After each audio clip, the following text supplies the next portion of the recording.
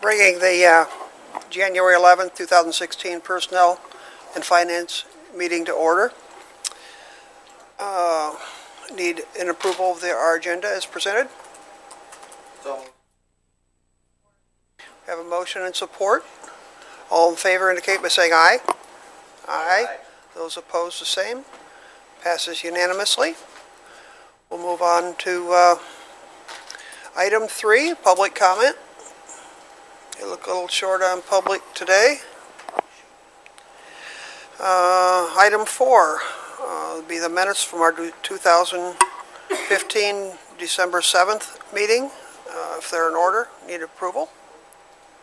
I heard an approval. Do we have support? Okay, we have motion and support. All in favor indicate by saying aye. Aye. Aye. Those opposed the same. Passes unanimously. Thank you. Item 4B, facilities, requesting a new parks vehicle. Welcome, Mr. Rick.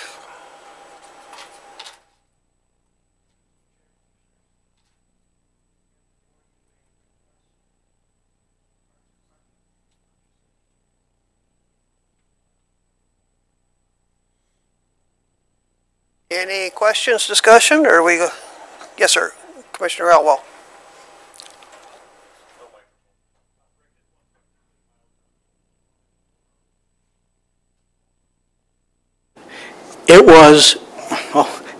It was a former animal control vehicle, so it's well over 100,000 on it. I would so move the request. Support. Okay, we have a motion and support.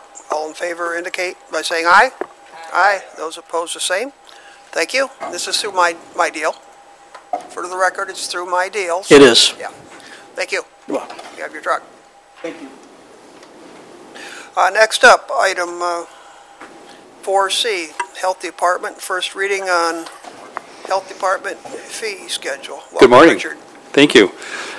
Really simple request in front of you today. We have a few adjustments to make to the license fees that we actually pay to the state of Michigan under food service.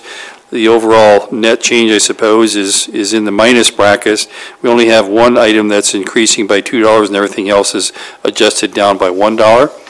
And we want to make sure we reflect those in our fee schedule for the community.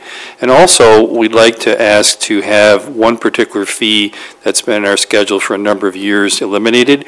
We have been usually charging $3 for a copy of an immunization record, and it has generated very little revenue for the health department over the past almost 24 months when we looked at it from October 1, 2013, September 30, 2015.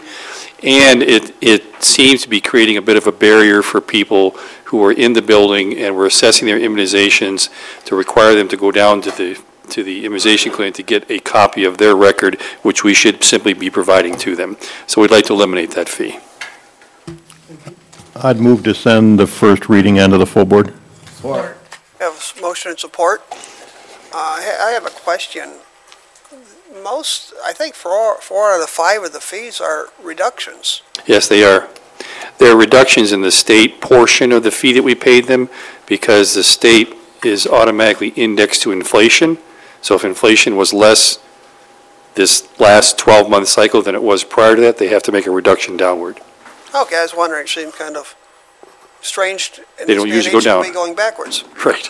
Okay, we have a motion and support. All in favor indicate by saying aye. Aye. Aye. Those opposed, the same. Thank you. Thank you. Next up, we have our finance report. Welcome, Mr. Latham. Thank you, Mr. Chairman, committee members. Representing to you the monthly financial statements for the 11 months ended November 30th. So our budget benchmark is 91.7%. Our actual expenditures to date through November is at 90.2%. And however, so the good news, if we project how we're going to do through the end of the year, it appears that we're going to be underspent under the budget. Good news, probably around $600,000 underspent. However, on the revenue side, as indicated by the charts, the revenue with respect to prior averages is below the average. However, at this point in time, and again, these are preliminary numbers, what the budget provides for is a use of reserves of $1.3 million. For the year, I anticipate we're going to come out pretty much on target, although we may come out a little bit more than that. In other words, we may have to use reserves in excess of the 1.3 that we anticipated, hopefully by only around 100,000. And again, these are preliminary numbers, subject to change. At the present time, to explain the way transactions work, by mid-January, end of January, pretty much all expenditures are recorded on the books. However, it takes us some time to record the accrued revenues, particularly, and the significant number is the property tax receivable number.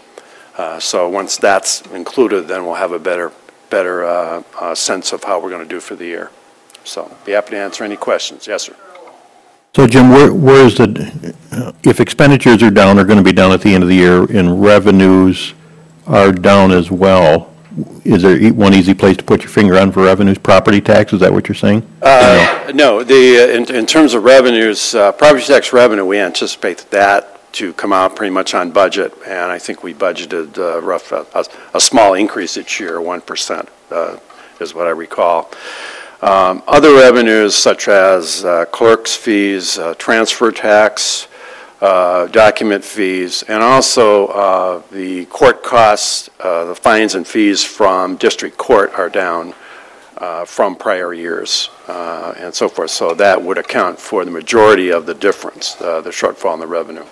Also, I might point out, previous years, we have also used reserves from certain other funds. If we look at the last 2 years, not to bring up a lot of issues here, but we used child care fund reserves. We also used health department reserves, which are shown as transfers in to the general fund. So that affects the total revenues in the general fund at this point.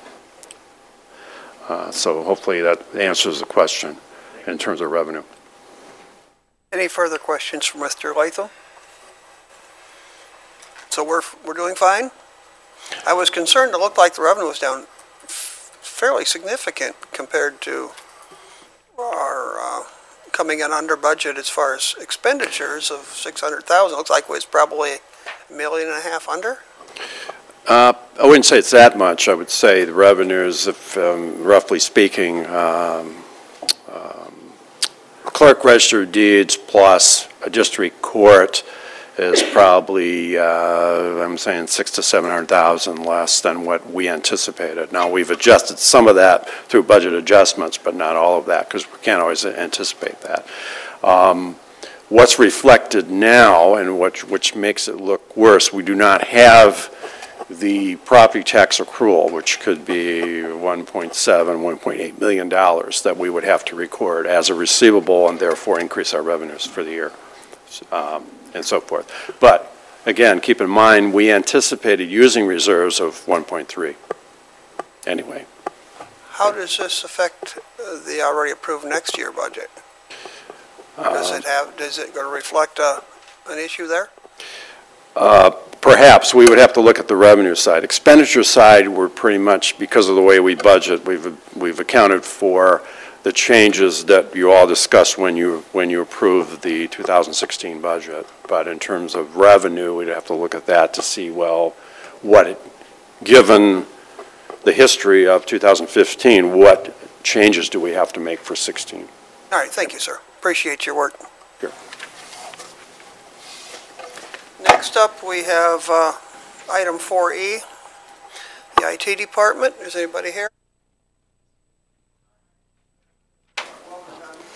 Good morning. It's a pleasure to be here. Happy New Year to everybody.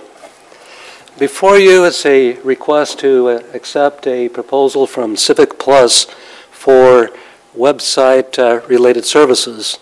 This would enable us to utilize some of the more contemporary technologies, including a simplified web content authoring system and enable us to add a smartphone app. And the frosting on the cake on this is that over the 4-year term of this contract, it would save us almost $60,000. Good job. Thank you. Any questions for Don? Commissioner Elwell? Don, it won't change at all, board docs that we have, maybe the look of it on the website, but it won't change board docs and likely won't change, I assume, our ability to look up prior meeting minutes and agendas in that, correct? That is correct. Board docs will remain as part of the process. What will happen is that the hosting will go to a combination of a vendor-operated server and a county-operated server. The content authoring system that is used within the county to create the content will change, and then we'll have a smartphone app which will allow us to add numerous capabilities. It's our hope that as we develop this, that we go to a electronic county that would enable citizens to conduct the majority, if not all, of the business that they normally conduct with a county through the website and the smartphone app, if they so desire. Commissioner Rice? Hi, Don. Thanks. It's good to see you were able to budget something to increase dollars, revenue. My understanding here, by looking at this, are you looking to use that money at times to have casual help come in to help the employees that are currently at IT? Yes, that is correct. Okay. I have no problem with that. I was just want to verify that. Thank you. Commissioner Leitner, please. Don, with the new legislation that was passed in starting the e-filing with the courts statewide, is that something that's easily compatible or something you're even aware of? Because like all the courts are going to e-filing now through countywide state systems, so is that something that's you have on your radar too that can make that transition with this new web hosting? Yes, we've had some discussions with staff from the court, and we've been monitoring the progress of the state and county system. Going to this new approach to the website would not really impact that, and my suspicion would be that given the technology that this new approach offers, that it would probably make it easier to make that interface. Commissioner Elwell? Don, how did this come about? Did Civic Plus approach us on it, or did we or you really decide to seek out a proposal, and is there anybody else that gave us a proposal or not? Yes, well, vendors actively contact us. We had been contacted by a number of vendors, including Civic Plus. I tend to review technology on a regular basis and determine whether the county is getting the best value for the dollar and determine whether the technology that is offered really is something that fits with our long-term strategic needs. As part of that, we had some contact from Civic Plus as part of basically a marketing cold call. And in the meantime, we had been reviewing our website and the current vendor and the services that were offered, and we found that there were some deficiencies in the quality of the service. I felt the cost was higher than we could get elsewhere. So as part of this process, we conducted a review. The old vendor was contacted and asked for a new cost estimate and a demonstration of their technology. We also contacted another one or two vendors and evaluated their technology as a whole. The way it ended up is that the old vendor still had sufficient deficiencies in their technological approach. Their cost proposal was higher, and their technology was not capable of delivering a smartphone app that was consistent with the needs that we had established for that. Another vendor created a wonderful smartphone app, but had absolutely nothing else to offer in terms of being able to author content for the website or improve the capabilities of the current website. Okay, and then last question for me, maybe more for the administrator, but department heads and elected officials on board with, I mean, it looks like it's all positive, but I'm curious if elected officials and department heads are supportive of this change?